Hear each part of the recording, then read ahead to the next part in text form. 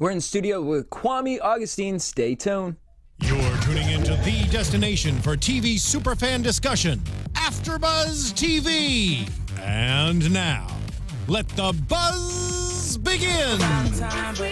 Hey, what? What up, AfterBuzz? It's your boy DJ Jessej here in studio with actor, director, writer, inspirer. He done came all the way from across the pond. Kwame Augustine. Jesse, wonderful intro, bro. Wonderful intro. I love that. First of all, swagged out. Thank you. Like, my come up. This he done came over here to LA and then swagged on everyone out here in LA. Thank you, man. Thank Bro, you. first of all, you're busy. Really busy, bro. You're in LA. Mm-hmm. First time in LA? Second time. But this is the first time for experience. Yes. I went when I was about 11, 12 with the family. Disneyland. That jazz. Oh, you went to Disneyland? Yeah, it does count. Okay. It's Disneyland. Is there a Disney in London? Mm-mm. Okay. The closest one is Disneyland Paris. That's probably epic, though. Yeah, it's good. But I think the one in LA is bigger, it's a bit more grind. Really? Yeah. Well, then you need to go to the one in Florida because it shits on them all. Oh, serious? Yo, Disney World. It ain't Disneyland. It's Disney World. I think I need to go again. Yo. Yeah, as an adult. All right, so you're out here for a month. Yeah. What is you're a creator. Yes. What is it like to come over to LA and to America and be around American creators? I don't know. To me, it's like there's such a different culture. What has that experience kind of been like for you right now? Well, it's still the very early stages, but all I can say is inspiring. You see a different way of life. As I said before, many people are a lot more chilled and it's a bit more laissez-faire, very cool. So just adopting that. Not everything has to be a rush. In London, I'm too. Sometimes just rein it back, slow, chill, and just positive vibes. But it's positive vibes. But it's good because I feel like that kind of, I'm from the East Coast, so it's like it gives you that drive, that push. So then when you come into something like this, it's like, what's up, bitches? I even slow down my speech. It's like, yo, what's happening? I'm Wait, transformed, bro. I always ask this. I've always wanted to see this. You're an actor, so I mean, you can do this. What does an American sound like? Can you give me an American? Oh, you put me on the spot, man. Is that putting you on the spot? Yeah, you put me too much on the spot. I won't put you on the spot. Let's talk about your amazing things that you got going on, though. So you created a play called Johnny. Yeah, Johnny. Where the hell did this man come from? Because he's crazy. I know. So how did you create Johnny? Well, it's a long oxymoron. Johnny, the life of the oxymoron. It all started off as a monologue. I don't know what came over me, but something's like, cool, just do a monologue about some character, and it literally just came to my head. It's like, this is the character, this is what I'm gonna do. And then as time's gone along from the monologue, I've developed a story around this character called Johnny, a black British Cockney. Have you come across any Cockneys? In television, I've seen some. Yeah, I've never actually like physically met one, but they have a much harsher accent. It's like, and I watched Shameless, the UK version. Felt like the word Cockney was thrown around there sometime. But yeah, I do know they have like a more harsh accent and kind of more like, to me they would be like the New Yorkers. Yeah, it's a bit bravado. Yeah. Like not really proper to be coming over here and talking like that, right? Okay, so Johnny stemmed. Where did Johnny for you though internally kind of come from? Like as you're creating this character, what about Johnny was it that you wanted to really build off of specifically? I wanted to build off his story. I almost see him as a reflection of society today. So a lot of people, whether they want to admit it or not, carry this bravado, this mask that, you know, I'm the cool kid, I'm the perfect, everything's wonderful in my life, but deep down you're rotten inside, kind of thing. So I just wanted to show that.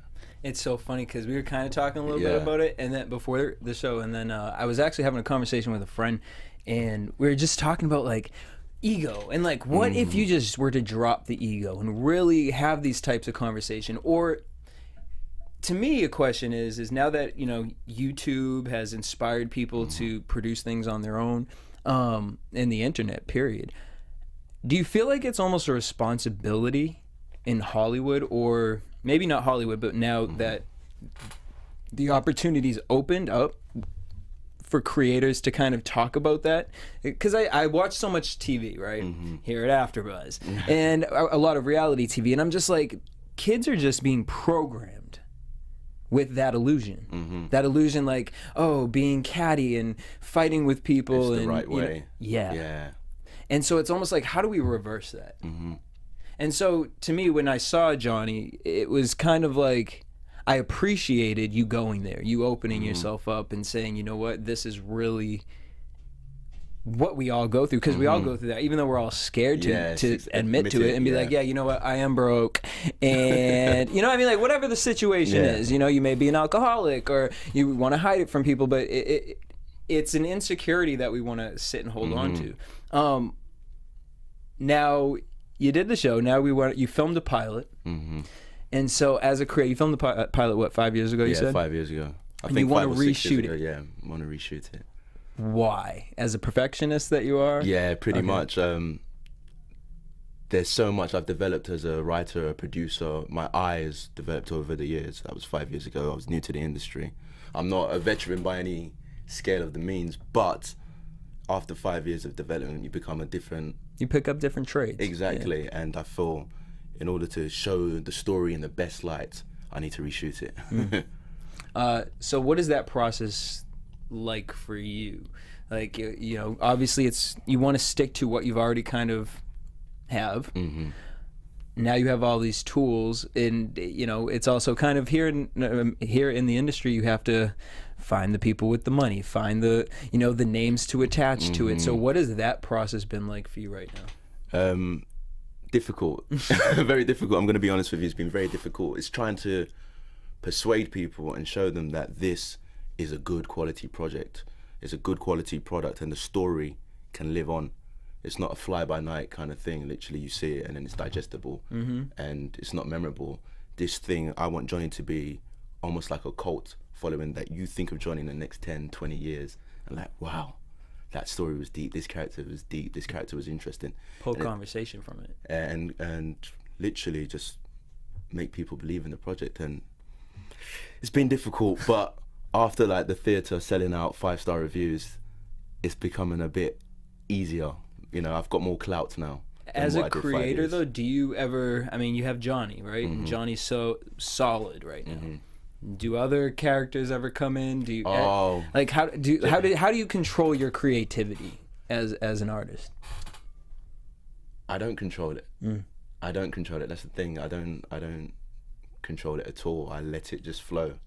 If I have an idea, my friend's here at the moment, and he will say to you, like, I'm always on my notepad or I'm writing down notes, because if I see an idea, I'll be like, cool, I need to do that. That could be a great play. That could be a great story. And I have thousands of different notes and characters all in my iPad or iPhone. Like even today in LA, like I see something cool, interesting, intriguing. I'll be like, wow, cool, put it down. Don't control the creativity. Don't censor it. Just let it flow, and what will be, and something amazing can come from that. Now you have, first of all, congratulations, because you're going to be in Netflix's Goodfellas. Thank you. Oh, I can't say. You can't say that? I mean, it's everywhere. He's not saying it, I'm saying it. I found online that's what it might say, so we'll just skip that part. But you know what I mean? You may see some familiar faces. But you were in Pan. Yes. That was a small role. A small role, but it was a great experience. A big production. Yes, great experience being what on was set. that experience? Yeah, it's like? great being on set, seeing people like Hugh Jackman work live in front of you, which was incredible. And I learned so much just by being in there and just seeing how they operate as a top professional. And you did an interview with British Blacklist, and you brought up two names that I just want to... Okay. Tom Cruise and Tyler Perry.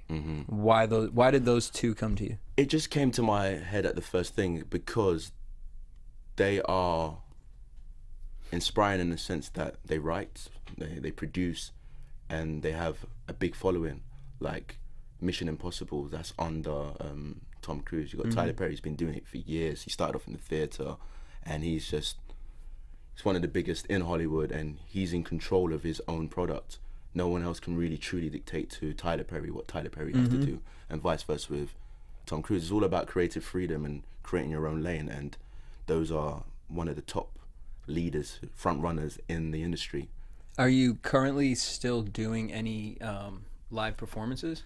No, the performances are finished now, but I've got a few more coming next year. That's what I said. There's something coming up. Yeah. I'm cooking. I'm always cooking, Jesse. Because it's like, you know, I know it's hard to stay away from the stage once you've been on the stage.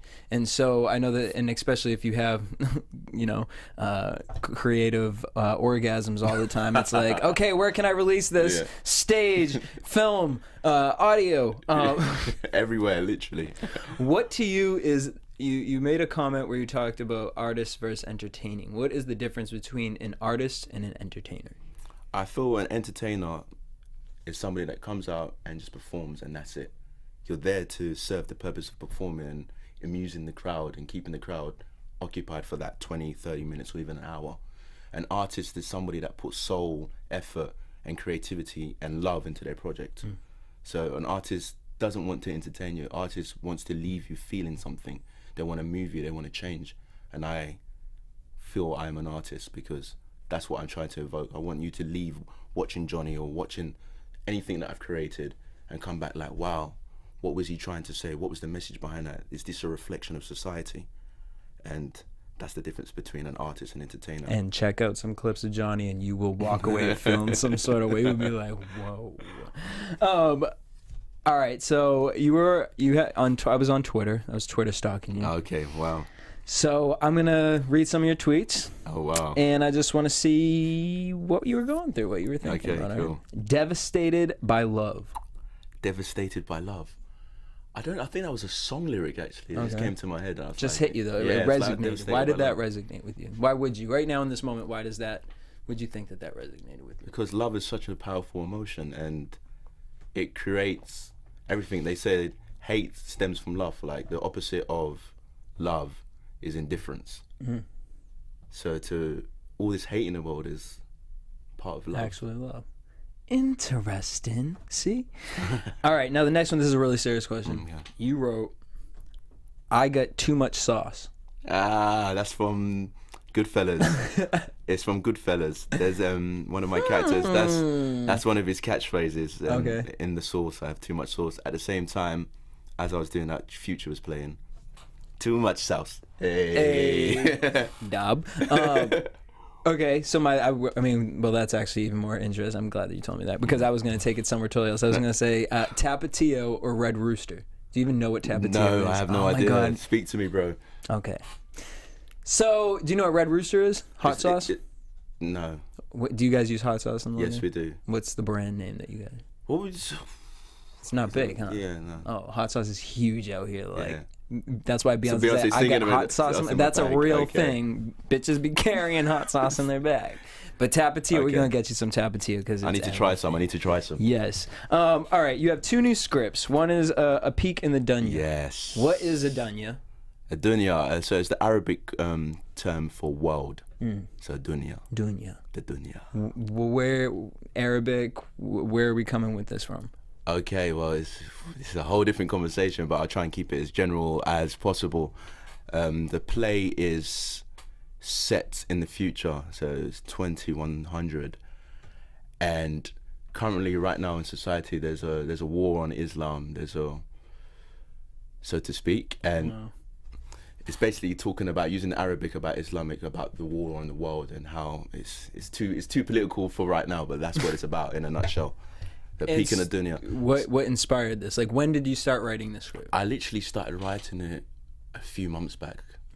So I've not finessed it yet, but it's in the good stages. So what is the basis that in this dunya, in the world of love, hate, and war, there's always a peak, like a flower can always bloom within this world. So that's the basis of a peak in the dunya. So during the world, there's always going to be a peak. And that superstar, that good soul is the one that rises. What inspires you? Like, I mean, just to go from, I mean, obviously love inspires you because that seems to be a running theme, but you know, as far as the plays, okay, we have one about this guy who goes from 0 to 100, and we ain't talking Drake. And then 100 real quick. You know what I'm saying? Yes. And then we have a peak in the dunya, where dunya. Am I saying it right? Because you know I'm gonna be out here like. talking about the world on such an epic level, what inspires you? Is it that you're just looking at the world today and it's you draw off of that? Yeah, or? that's what I said. My biggest inspiration is life, living life. That's all I can actually come from, life. Right now, we could write a story about this situation, this interview, and 1,000 different things could come, and 1,000 things can be taken by the audience. So it's life, and the situation we are can be beautiful, and we can get so many different stories from that. Did you write that in his memo? No. Sorry. Okay, so now we have another situation that we got going on. DSL. Yes. Now it wrapped. Yeah, that was probably like one of the first. It was a short I did a while back, actually. Yeah. That's already out? Yeah, that was. No, wait. You have something out that's in production right now that's not out yet. That was probably Goodfellas. Oh yes. Yeah, DSR filmed that a while back. Yeah. That's Goodfellas. That we can't talk about right now. We can't talk about that right now. But next time we will. Yes. Today, 2016, you live in London, looking over at America. Yes. Generalize that. How do you look at America? How do you, in the state that it's in right now? You're looking at our presidential candidate situation. You're looking at the rise of Black Lives Matter movements right now. How does that affect you in London? And how does that affect you creatively? How does that affect you as emotionally? I think as a world, we are all in it together. It's a symbiotic relationship. So whatever happens in America has some ramifications in the UK, and what happens in Africa has ramifications in the US or India or China. So everything affects it, and it's volatile, but life is volatile. I mean, right. Not only are we going to do this, but we need to do is write like a book of like prolific quotes from you. You can quote me today. You know I'm on saying? fire today, yeah? So we're going to write that in the memo too. We got that one in there. Moving into 2017, what's next for you? Like, not what's next. Obviously, we know that you're trying to. We're gonna move forward with the oxymoron. That's However, what is it that you really want by the end of 2016, going into 2017, to accomplish right now? You got a few months left. So, as a creative, as a producer, as a director, someone who's trying to get this project done. What is your goal before 2017? For 2017, I want to get the green light on Johnny, and I want the rest of my projects to be in full swing, like get off and start running. And what would you say to someone who's trying to come up in this industry and do the same things that you're doing right now to get to that goal? To be fearless. There's going to be so many barriers that are faced, and just literally keep punching, jumping over, keep knocking on those doors, and eventually someone's going to let you in.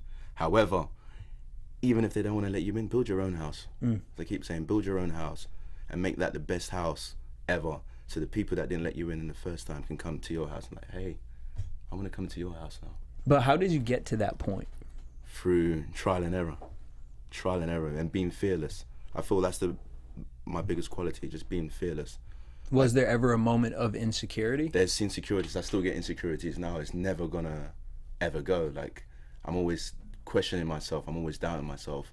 But it's trying to overcome the barriers of yourself and what other people. I feel sometimes we as individuals are our biggest stumbling block, in that sense that we can think about everyone else and they're stopping me and this person's stopping. The only person that is stopping you from greatness is yourself, and it's trying to overcome that. And not really focus on others, because it's kind of like what we were talking about before, support. And, you know, a lot of times with artistry, you know, we sit inside of this bubble of the project.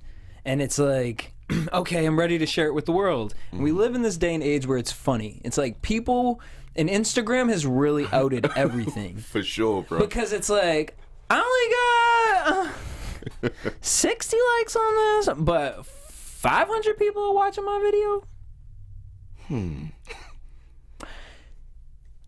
So when it comes to that revelation that technology has showed us, as an artist, that ego of am I enough? is this project enough? I sat and I worked in this. How do you kind of balance that and stay humbled at the same time, but also kind of take negative criticism, negative constructive criticism, versus it's all positive as long as it's constructive. It's you know positive, what I'm saying? yeah. Versus going into this kind of artist mode of like, okay, well, this is the way it has to be done because this is what I believe. It's a very fine balancing act, I think, and I don't think anyone can truly ascertain what is the correct way to solve that. But no, but how do you solve it? Yeah, how do you balance through that? I keep cool people around me. I keep a small circle of people that have known me for ages, and I know that they're going to give me their honest answer and taking on board what they say, because I know it's coming from a place of love, a running theme, love. But that's the truth. If you were to get, like, we're out here, right? We're gonna put this out in the atmosphere and manifest this. Leading actress for Johnny, who is it? Leading actress for Johnny. Who would fit in this show? I am. I'm gonna put you on the spot. I mean, because it's just like I want to know. I genuinely just want to know. These are all questions I want to know. So, leading actress. Or I mean, yeah, I want to know what actress, and then there's a girl that I worked with. Her name's Laura. Sorry, she helped in the Johnny theatrical version. I'll put her in it. Okay. Yeah. So you go. I like people who support. I'm not just about the big celebrity names. It's about, are you a good actress? What can you bring to the show? What can you bring on set? What positive energy and vibe can you do? Superstars are born every day. I don't need another one up there. And I love hearing that, because we live in the day and age where what you're doing is the new renaissance, man. It's I don't have to work for somebody. I'm going to work for myself. I'm going to take the ideas, everything, my experiences that I've gone through, I'm going to apply them. And then the fact that you bring your people on, your people on, and the fact that you seem really humbled and grounded. Thank and you, like, man. To be in this industry, like, that's very difficult because it's a hell of a snake at times, you know what I mean? So to sit there and to have this dream, and I can't even imagine, like, after this month what's gonna happen for you, because it's just like a whole freaking Aladdin and Jasmine, a whole new world, like, that's gonna open your eyes, and then your spirit and your hustler mentality, though. I can hustler, look, got it my come up right on the hat. Out here, I think is gonna really blossom. So I'm really excited to see. I believe 2017, huh? Johnny's happening. I see it. It's happening. It's gonna be a good year for Kwame Augustine. You know what I'm saying? Wait. Okay, no, because A Peek in the Dunya. Yeah. That's coming out in March. Potentially, I don't want to put a fun day. Because I'm like, I'm not crazy. I know that there was something in production that's coming out around the same times that If You Are to Be in Goodfellas, it was coming around the same time as that. So that's we'll what just see how it works out, kind of thing. All right. Well, I appreciate you for coming through today. It's been a pleasure, Jesse. Yeah. Absolute pleasure, bro. Tell everybody where they can follow you, stay in contact with all your projects you got going on. Okay, so follow me on Twitter, which is Kwame _Augustine, so KWAME _Augustine, AUGUSTINE. Instagram, follow me, Kwame Augustine 1. And that's it, yeah. And follow me on Twitter, all that jazz. You don't go to a website? Yeah, www.kwameaugustine.com. I was gonna be like, we gotta get you a Jesse, you plugging me, bro. I love this. We're gonna have to get you a website. All right, guys, we love you. Thank you guys for tuning in. Make sure you guys hit us up at AfterBuzz TV across all social networks. You guys can keep in contact with me at DJ Jessej. And just make sure you guys are stuck on Netflix. You know what I mean? You might see something on your face. Until next time, peace.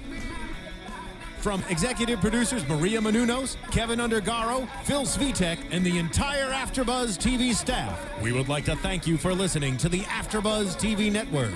To watch or listen to other after shows and post comments or questions, be sure to visit AfterBuzzTV.com. I'm Sir Richard Wentworth, and this has been a presentation of AfterBuzz TV. You guys seem cool up The views expressed herein are those of the hosts only and do not necessarily reflect the views of AfterBuzz TV or its owners or principals.